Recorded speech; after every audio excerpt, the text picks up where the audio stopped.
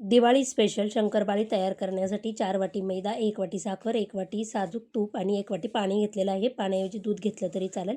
एका भांड्यात साखर आणि पाणी एकत्र करून गॅसवर ठेवलेलं आहे. साखर मेल्ट झाली की त्याच्यात तूप टाकून गॅसची फ्लेम बंद करून पाणी थंड करून घेऊया.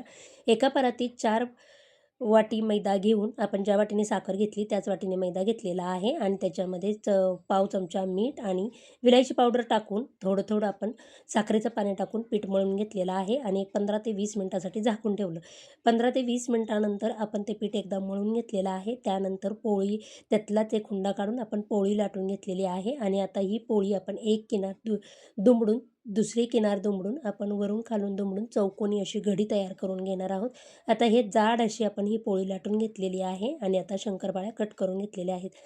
ते कढईमध्ये तेल गरम करायला ठेवलेलं आहे. छान अशा खरपूस रंगावर आपण ह्या शंकरपाळ्या तळून घेतलेल्या आहेत. अगदी बिस्किटासारख्या आपल्या ह्या शंकरपाळ्या तयार झाल्या आहेत.